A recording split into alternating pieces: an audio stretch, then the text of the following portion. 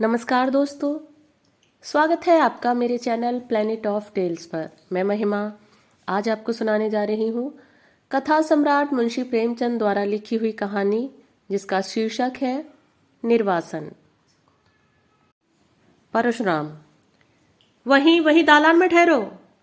मर्यादा, क्यों? क्या मुझ में कुछ छूट लग गई? परशुराम, पहले यह बताओ तुम इतने दिनों कहाँ रहीं, किसके साथ रहीं, किस तरह रहीं और फिर यहाँ किसके साथ आईं? तब विचार किया जाएगा, देखी जाएगी। मर्यादा, क्या इन बातों के पूछने का यही वक्त है? फिर अवसर न मिलेगा। परशुराम, हाँ यही बात है। तुम स्नान करके नदी से तो मेरे साथ ही निकली थी, मेरे पीछे पीछे कुछ देर तक आई भी। मैं पीछे फिर फिर कर तुम्हें देखता जाता था, फिर एकाएक तुम कहाँ गायब हो गई? मर्यादा, तुमने देखा नहीं, नागा साधुओं का एक दल सामने से आ गया। सब आदमी इधर उधर दौड़ने लगे, मैं भी धक्के में पड़कर जाने किधर चली गई। जरा भीड़ कम हुई तो तुम्हें ढूंढने लगी, बासु का नाम ले लेकर पुकारने लगी, पर तुम न दिखाई दिए। परशुराम, अच्छा तब? मर्यादा, तब मैं एक किनारे बैठकर रोने लगी। कुछ सूझ ही न पड़ता कि कहाँ जाऊं, किससे कहूं। आदमियों से डर लगता था। संध्या तक वहीं बैठी रोती रही। परशुराम, इतना तूल क्यों देती हो? वहां से फिर कहाँ गई? मर्यादा, संध्या को एक युवक ने आकर मुझसे पूछा, तुम्हारे घर के लोग खो तो नहीं गए हैं? मैंने कहा हाँ। तब उसने तुम्हारा नाम पता ठिकाना पूछा। उसने सब एक किताब पर लिख लिया और मुझसे बोला, मेरे साथ आओ, मैं तुम्हें तुम्हारे घर भेज दूंगा। परशुराम, वह आदमी कौन था? मर्यादा, वहां की सेवा समिति का स्वयं सेवक था। परशुराम, तो तुम उसके साथ हो ली? मर्यादा, और क्या करती? वह मुझे समिति के कार्यालय में ले गया। वहां एक शामियाने में एक लंबी दाढ़ी वाला मनुष्य बैठा हुआ कुछ लिख रहा था। वहीं उन सेवकों का अध्यक्ष था, और भी कितने ही सेवक वहां खड़े थे। उसने मेरा पता ठिकाना रजिस्टर में लिखकर मुझे एक अलग शामियाने में भेज दिया, जहां और भी कई खोई हुई स्त्रियां बैठी हुई थीं। परशुराम, तुमने उसी वक्त अध्यक्ष से क्यों नहीं कहा कि मुझे पहुंचा दीजिए? मर्यादा, मैंने एक बार नहीं सैकड़ों बार कहा, लेकिन यही कहते रहे जब तक मेला न खत्म हो जाए और सब खोई हुई स्त्रियां एकत्रित न हो जाएं।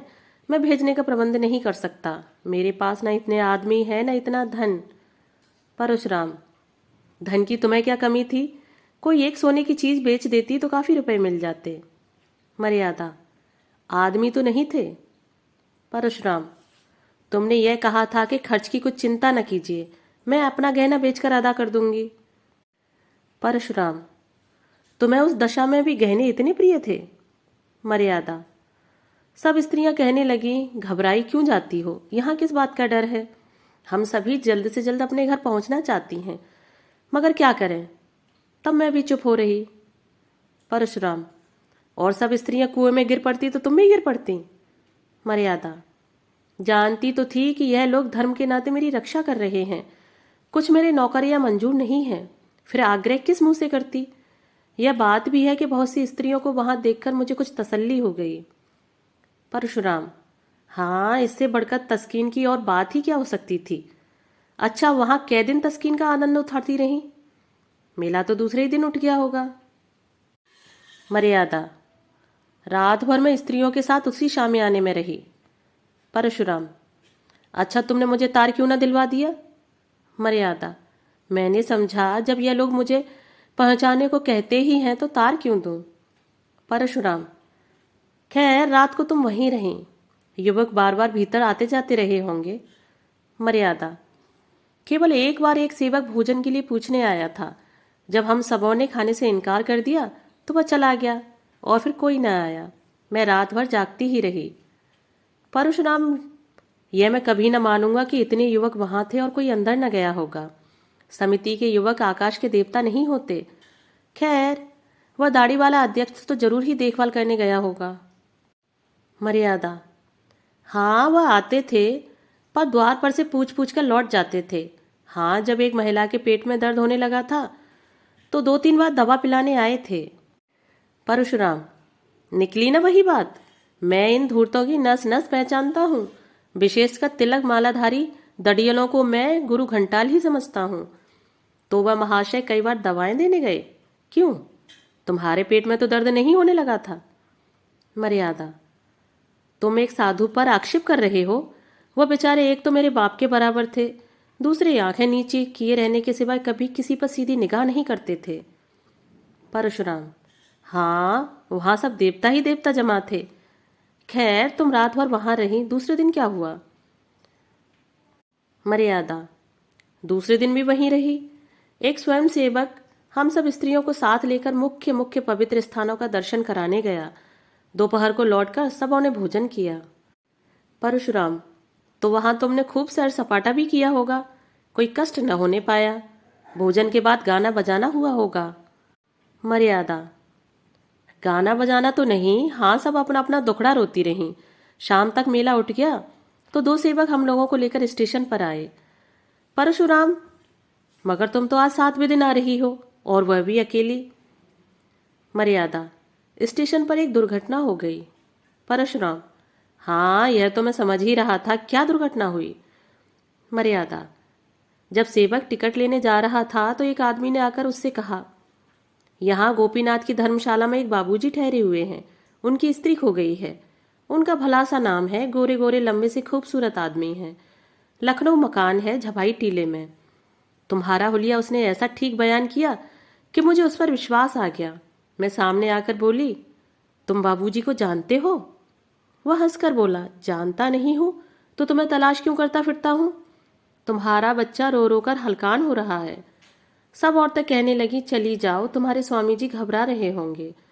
स्वयं सेवक ने उससे 2-4 बातें पूछकर मुझे उसके साथ कर दिया। मुझे क्या मालूम था कि मैं किसी नर पिशाच के हाथों पड़ी जाती हूँ। दिल में खुशी थी कि अब बासु को देखूंगी, तुम्हारे दर्शन करूंगी। शायद इसी उत्सुकता ने मुझे असावधान कर दिया। परशुराम, तो तुम उस आदमी के साथ चल दी? वह कौन था?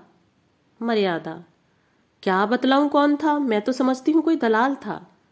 परशुराम, तो मैं यह न सूझी कि उससे कहती बात जाकर बाबूजी को ही भेज दो।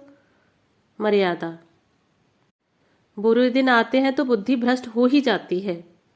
परशुराम, कोई आ रहा है। मर्यादा, मैं गुसल खाने में छिपी जाती हूँ। परशुराम, आओ भाभी, क्या अभी सोई नहीं? 10 तो बज गए होंगे। भाभी, वासुदेव को देखने को जी चाहता था भैया, क्या सो गया? परशुराम, हाँ, वह तो अभी रोते रोते सो गया है। भाभी, कुछ मर्यादा का पता मिला? अब पता मिले भी तो तुम्हारे किस काम की? घर से निकली हुई स्त्रियां थान से छूटी हुई घोड़ी हैं, जिसका कुछ भरोसा नहीं। परशुराम, कहाँ से कहाँ मैं उसे लेकर नहाने गया। भाभी, होनहार है भैया, होनहार। अच्छा, तो मैं जाती हूँ। मर्यादा बाहर आकर, होनहार नहीं है, तुम्हारी चाल है।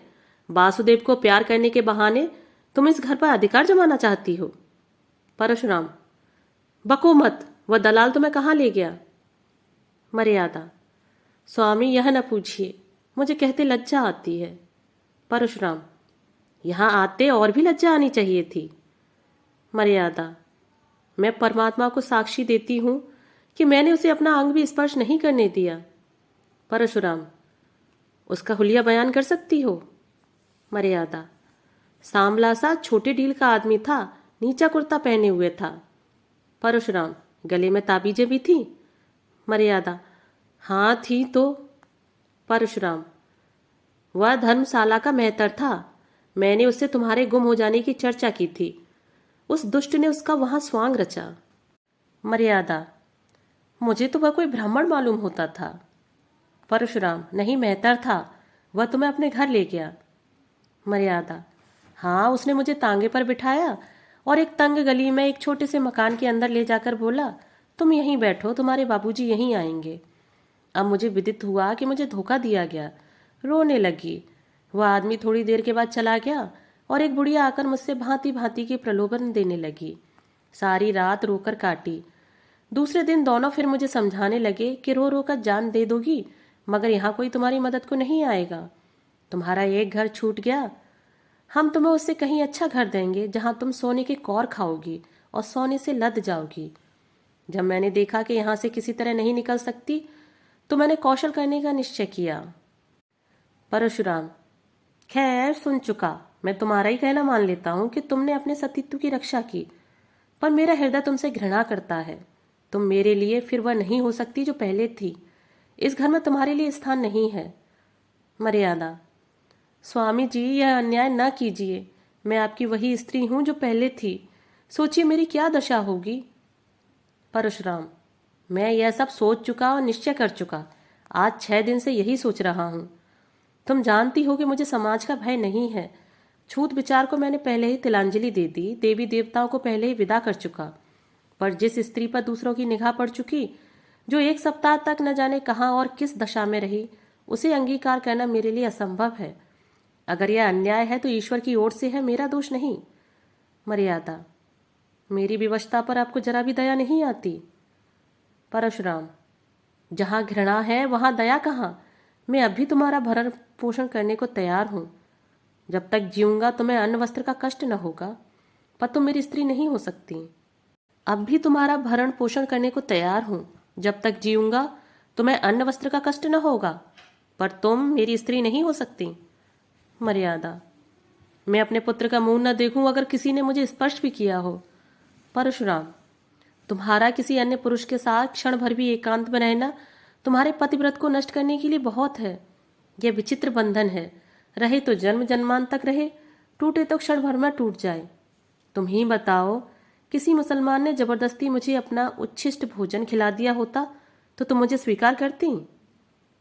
मर्यादा, वह तो दूसरी बात है। परशुराम, नहीं, एक ही बात है। जहाँ भावों का संबंध है वहाँ तर्क और न्याय से काम नहीं चलता। यहाँ तक कि अगर कोई कह दे कि तुम्हारे पानी को मेहतर ने छू लिया है, तब भी उसे ग्रहण करने से तुम्हें घृणा आएगी। अपने ही दिल से सोचो कि तुम्हारे साथ न्याय कर रहा हूं या अन्याय।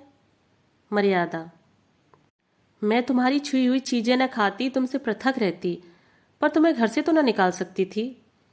मुझे इसीलिए न दुत्कार रहे हो कि तुम घर के स्वामी हो और समझते हो कि मैं इसका पालन करता हूं। परशुराम, यह बात नहीं है, मैं इतना नीच नहीं हूं। मर्यादा, तो तुम्हारा यह अंतिम निश्चय है। परशुराम, हाँ, अंतिम। मर्यादा, जानते हो इसका परिणाम क्या होगा। परशुराम, जानता भी हूं और नहीं भी जानता। मर्यादा, मुझे वासुदेव को ले जाने दोगे। परशुराम, वासुदेव मेरा पुत्र है। मर्यादा, उसे एक बार प्यार कर लेने दोगे। परशुराम, अपनी इच्छा से नहीं, तुम्हारी इच्छा हो तो दूर से देख सकती हो। मर्यादा, तो जाने दो, ना देखूंगी। समझ लूंगी कि विधवा भी हूं और बांझ भी। चलो मन, अब इस घर में तुम्हारा निवास नहीं। चलो जहां भाग्य ले जाए। दोस्तों, अभी आप सुन रहे थे मुंशी प्रेमचंद द्वारा लिखी हुई कहानी निर्वासन। अगर कहानी आपको पसंद आई हो तो मेरे चैनल को लाइक, शेयर और सब्सक्राइब जरूर कीजिएगा और अपने विचार मुझे कमेंट बॉक्स में साझा कीजिएगा। मिलते हैं एक और नई कहानी के साथ। धन्यवाद।